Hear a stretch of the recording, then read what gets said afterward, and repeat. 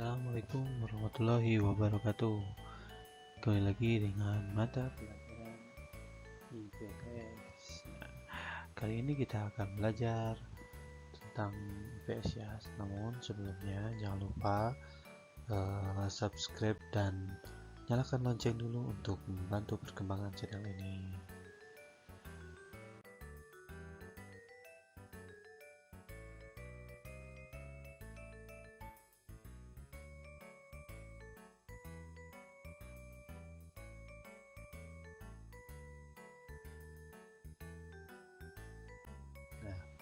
Yang kita pelajari adalah jenis usaha dan kegiatan ekonomi di Indonesia. Nah, apa sajakah jenis usaha dan kegiatan ekonomi di Indonesia? Pertama, jenis-jenis usaha. Nah, sejak dulu hingga sekarang, setiap manusia berusaha mencukupi kebutuhan hidupnya dengan berbagai macam cara.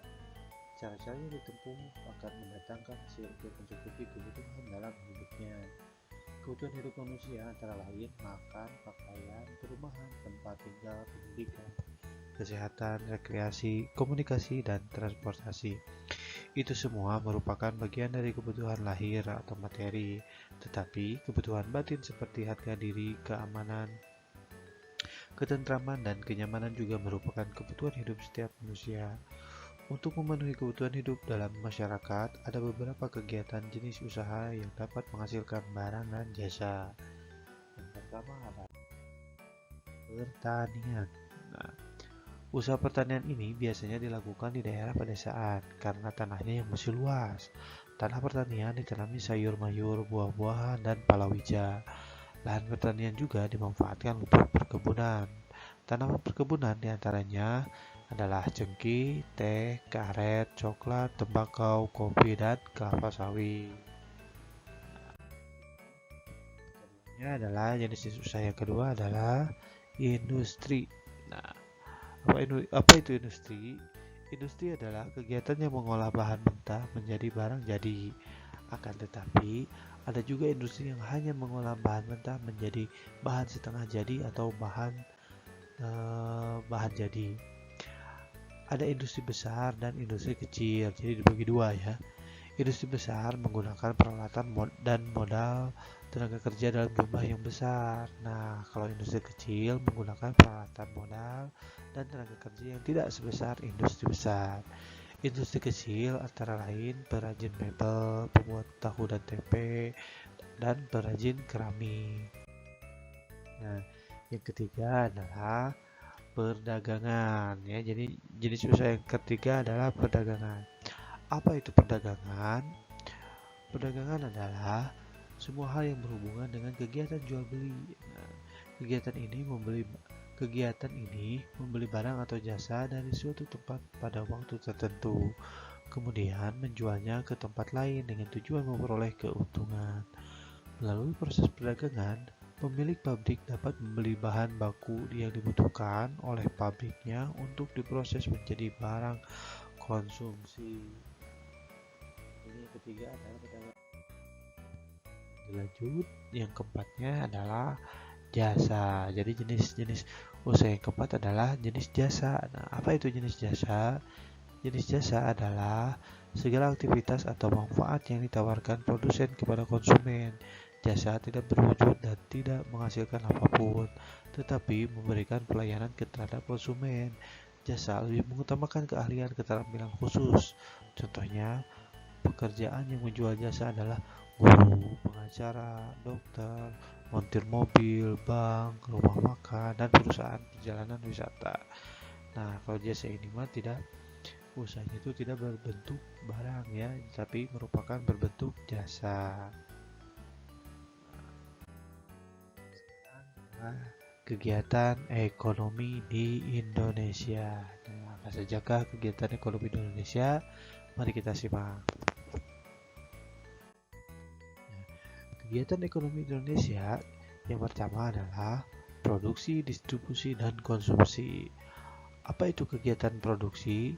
Kegiatan produksi berhubungan dengan nilai guna suatu barang atau jasa. Selain untuk memperoleh keuntungan kegiatan, Produksi juga ditujukan untuk memenuhi kebutuhan konsumen. Kegiatan produksi dilakukan oleh produsen yang disebut pengusaha. Mereka menghasilkan barang-barang untuk dijual kepada konsumen atau pembeli. Penyaluran suatu barang dan jasa kepada konsumen disebut distribusi. Nah, sekarang adalah konsumsi. Konsumsi adalah kegiatan manusia dalam memanfaatkan nilai guna barang dan jasa untuk memenuhi kebutuhannya. Tujuan konsumsi adalah untuk memenuhi kebutuhan manusia yang tidak terbatas jumlahnya. Nah, jadi perlu kalian ketahui adalah ketiga kegiatan ini ya, produksi, distribusi, dan konsumsi. Intinya, produksi adalah kegiatan menghasilkan barang, distribusi adalah kegiatan mengantarkan barang atau penyaluran barang, sedangkan konsumsi adalah kegiatan memanfaatkan barang. Jadi ada dibuat, diantarkan, dan dimanfaatkan. Nah, dibuat itu produksi, diantarkan atau disalurkan itu distribusi, dan konsumsi itu dimanfaatkan gitu. Yang kedua adalah kegiatan ekonomi di Indonesia adalah badan usaha.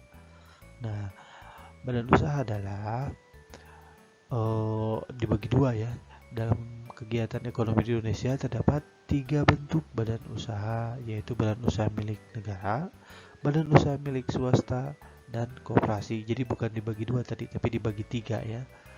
Nah, yang pertama akan kita bahas adalah badan usaha milik negara. Nah, badan usaha milik negara terdapat 3 jenis. Yang pertama adalah perusahaan umum atau perum. Yang kedua adalah perusahaan perseroan atau persero. Dan yang ketiga adalah perusahaan jawatan. Nah, itu ya.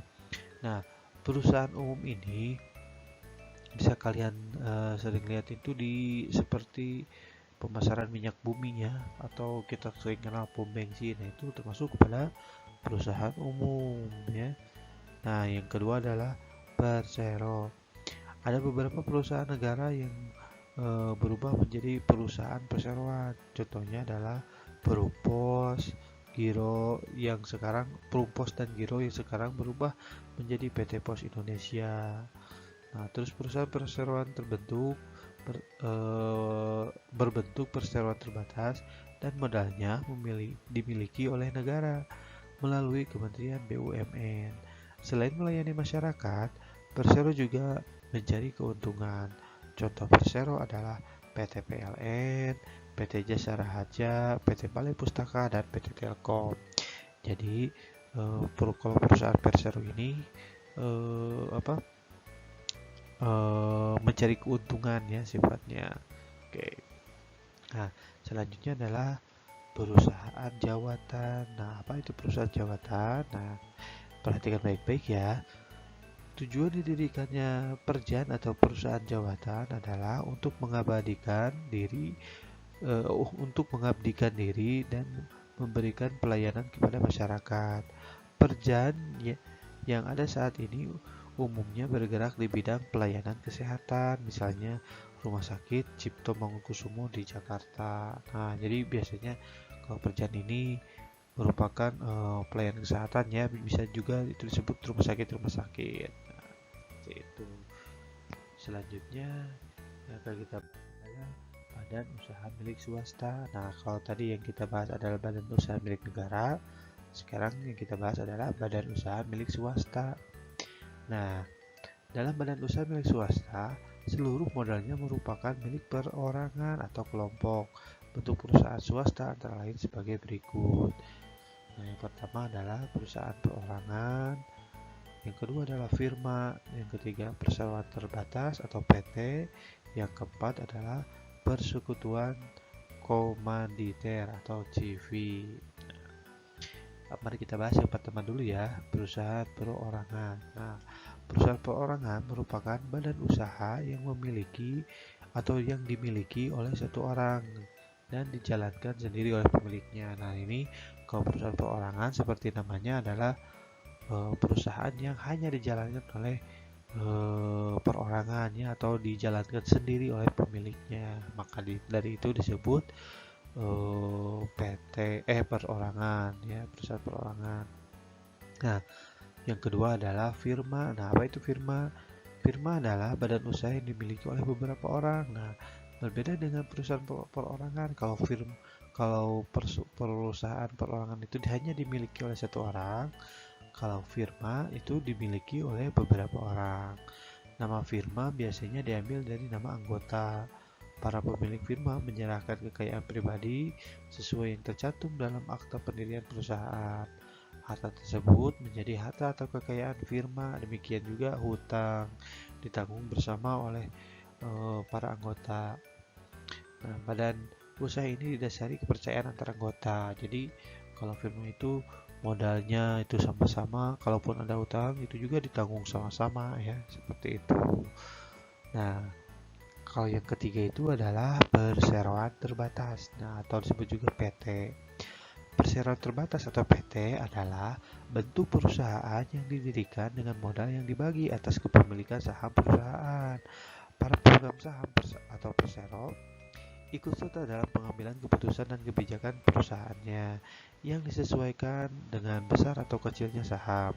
Kepemilikan saham dapat dipindahtangankan dan diperdagangkan di pasar saham. Nah, kalau perseroan terbatas ini adalah bentuk perusahaannya didirikan dengan modal yang dibagi atas kepemilikan perusahaan saham. Jadi berdasarkan sahamnya. Jadi tergantung sahamnya. Misalkan saham si A sekian persen, saham si B sekian persen. Nah, biasanya itu berpengaruh juga dalam pengambilan kebijakan. Yang sahamnya paling tinggi itu pasti sangat berpengaruh dalam mengambil kebijakan suatu perusahaan. Nah, seperti itu ya. Nah, yang keempat adalah persekutuan komanditer atau CV. Nah, badan usaha berbentuk CV ini didirikan oleh beberapa orang, tetapi hanya dijalankan oleh sebagian di antara mereka. Oleh karena itu, dalam CV dikenal anggota aktif dan anggota pasif. Anggota aktif bertanggung jawab penuh terhadap CV dengan mempertaruhkan seluruh kekayaannya. Anggota pasif bertanggung jawab hanya sebatas modal yang ditanam dalam CV. Nah, kalau CV itu beda lagi dengan PT ya. Kalau CV itu adalah jadi sahamnya itu perusahaan itu hanya dijalankan oleh beberapa orang. Jadi ada orang yang hanya menyimpan modalnya aja dan ada orang yang menjalankannya. Nah, itu yang disebut dengan CV. Nah, seperti itu. Nanti kalau kalian ada yang mau bertanya, bisa langsung ditanyakan ke Bapak ya. Nah, selanjutnya adalah apa itu koperasi? Koperasi adalah badan usaha yang beranggotakan orang atau badan hukum yang berlandaskan pada asas kekeluargaan. Tujuan utama pembentukan koperasi adalah untuk memajukan kesejahteraan anggotanya serta masyarakat. Koperasi sesuai dengan Undang-Undang Dasar 1945 Pasal 33 Ayat 1 yang berbunyi, perekonomian disusun sebagai usaha bersama berdasar atas asas kekeluargaan. Nah, adapun jenis-jenis koperasi antara lain sebagai berikut. Nah, di sini ada jenis-jenis koperasinya ya dibagi menjadi 4. Yang pertama, koperasi produksi, yang kedua koperasi konsumsi, yang ketiga koperasi sekolah, yang keempat koperasi unit desa atau sering kita kenal dengan KUD. Nah, yang pertama adalah koperasi produksi. Koperasi ini memproduksi barang-barang atau menampung hasil-hasil produksi anggotanya, kemudian menjualnya, seperti pembuatan tempe, kerajinan, dan gula merah. Nah, kalau koperasi produksi ini adalah koperasi yang mengumpulkan barang-barang dari anggotanya ya. Contoh misalkan koperasi pembuatan tempe. Nah, banyak pembuat tempe atau pabrik-pabrik tempe yang ikut dengan koperasi. Nah, nanti si pabrik-pabrik atau pengusaha-pengusaha tempe ini menyetorkan barang dagangannya ke koperasi dan dijualnya oleh koperasi. Nah, seperti itu ya. Nah, selanjutnya adalah koperasi konsumsi. Nah, koperasi ini menyediakan kebutuhan sehari-hari seperti gula, terigu, beras, dan kopi. Nah, kalau koperasi konsumsi ini adalah koperasi yang menyediakan bahan pangan ya yang kita butuhkan sehari-hari, jadi bahan pangan pokok ya. Jadi ini lebih banyak ya. Kalau tadi koperasi produksi hanya satu jenis, kalau koperasi konsumsi itu berbagai jenis. Biasanya yang sering kita makan atau sering kita gunakan ya bisa disebut dengan bahan pangan pokok lah. Nah, yang selanjutnya yang ketiga adalah koperasi sekolah. Nah, kalau koperasi sekolah ini adalah anggotanya adalah siswa-siswa sekolah dasar tersebut. Koperasi sekolah menyediakan alat-alat tulis. Nah, kalau koperasi sekolah ini hanya menyediakan alat-alat sekolah ya. Jadi tidak menjual yang lain-lain sih. Tapi kalau biasanya di kita juga koperasi sekolah itu menyediakan kebutuhan anak dari bukunya, bajunya, terus ada pensilnya dan yang lain-lain. Intinya yang berkaitan dengan sekolah itu pasti ada di koperasi sekolah seperti itu. Nah, ada lagi nih yang terakhir adalah koperasi unit desa atau sering kita kenal KUD. Nah, anggota KUD adalah warga desa khususnya petani. KUD menyediakan bibit tanaman, pupuk, dan membeli hasil bumi dari para petani. Adanya KUD dapat hindarkan petani dari jerat rentenir dan lintah darat. Nah, ini ya. Kalau KUD ini adalah khususkan oleh petani ya. Nah, biasanya kalau kita sering kita kenal itu di Pasir Jambu ya, daerah Pasir Jambu ada KUD yang yang jualan susu ya. Beli susu di mana? Di KUD mana? KUD Pasir Jambu. Nah, itu adalah yang khusus bergerak di susu ya, pemerah sapi. Jadi berkumpul di KUD, nanti dikumpulkan di KUD dan si petani pemerah sapi ini juga kalau ada apa-apa bisa pinjam ke KUD seperti itu. Jadi dibuatlah koperasi unit desa seperti itu ya, tentang jenis-jenis usaha dan kegiatan ekonomi di Indonesia. Nah, kalian nanti bisa lihat-lihat juga atau tambahan di Google. Nah, untuk soalnya ya, silakan kalian kerjakan dan diskusikan dengan keluarga kamu. Yang pertama adalah coba kalian pahami usaha apakah yang cocok di daerah tempat tinggalmu dan sebutkan alasannya. Ya, pasti ini jawabannya beda-beda ya. Yang tinggal di Ciwidey pasti beda dengan yang tinggal di Jaringau, dan yang tinggal di pinggir jalan pasti beda dengan yang tinggal di pinggir sawah. Jadi soal yang pertama ini pasti beda-beda jawabannya. Dan yang kedua adalah soal yang kedua, jika di tempat tinggalmu kebanyakan seorang petani, apakah yang akan kamu lakukan? Nah, ini jikalau di tempat tinggalmu kebanyakan seorang petani, apakah yang akan kamu lakukan? Misalkan, Pak, dari tempat tinggal saya mah kebanyakannya tukang ojeknya ini mah. Jika di tempat tinggal seorang petani, jadi membayangkan dulu. Jika kebanyakannya petani, apa yang akan kamu lakukan? Nah, seperti itu ya. Oke. Dan yang terakhir adalah jangan lupa nanti materi-materi yang ada di YouTube ini kalian tulis dan ringkas ya. Nah, sekian materi kali ini. Wabillahi taufiq wal hidayah. Wassalamualaikum warahmatullahi wabarakatuh.